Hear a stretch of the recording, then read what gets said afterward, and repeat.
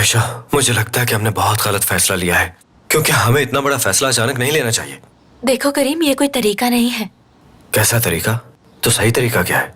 करीम, जो हम कर रहे हैं इसका कोई मुस्तकबिल नहीं है। तुम्हें मेरी मोहब्बत में गिरफ्तार होने से पहले ये सब खत्म कर देना चाहिए।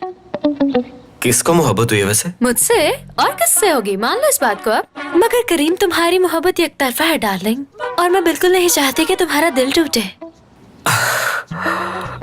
तो तुमने वो सब सीरियस समझ लिया? तुम सीरियस थे या नहीं मुझे नहीं पता, मगर तुम्हारी हरकतों से सब कुछ वाज़ेह हो गया। जाने दो आयशा।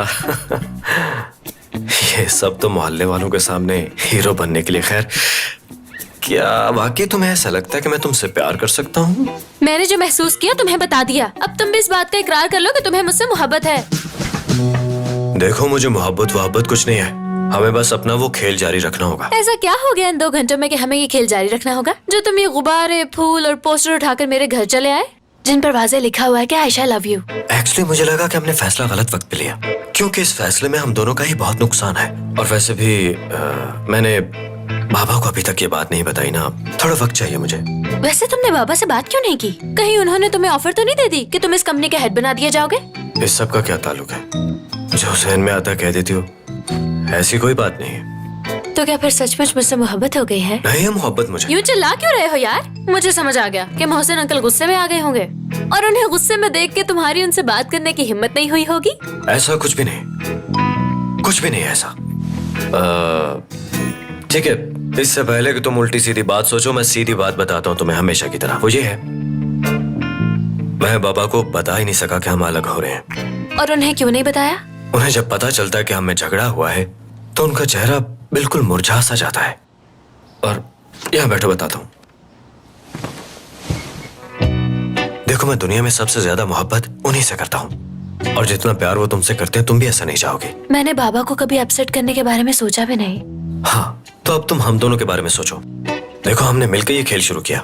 मैं अपनी कंपनी का हेड बनना चाहता था, और तुम्हें भी तो आजादी चाहिए थी ना, ताकि तुम आगे बढ़ सको और अपनी फैमिली के इमोशनल ड्रामे से बच सको। ऐसे ही है ना?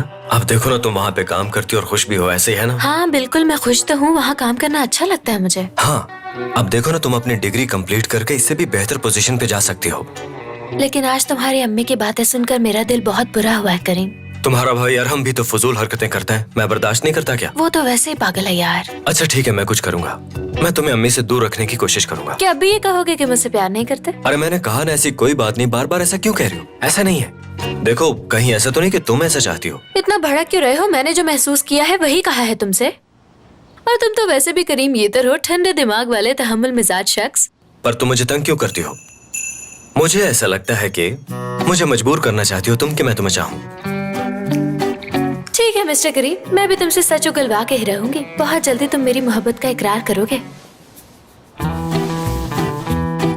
अब ये तुम क्या कर रही हो? तुम्हारे आने से पहले मैंने रजा भाई को सब कुछ बता दिया, इसलिए अब उनके सामने हमें प्यार दिखाना होगा। उन्हें लगना चाहिए कि तुम मनाने आए और मैं मान गई। अच्छा, वो तो तुम ठीक कह रहे हो, लेकिन मुझे लगता है कि उन्हें दिखाने के लिए इतना ज्यादा करीब आने की जरूरत नहीं है। और भी तो कुछ रास्ते हो सकते हैं ना यार। इतना करीब होने में प्रॉब्लम क्या है? और फिर तुम्हें तो वैसे भी कुछ महसूस नहीं होता। कोई और बात है तो बता दो। मुझे कोई प्रॉब्लम नहीं, मैं करीम ये दोनों समझी। मुझे इस तरह एक्टिंग के लिए करीब आना पसंद नहीं, और मैं हर लड़की के करीब भी नहीं आता इस तरह।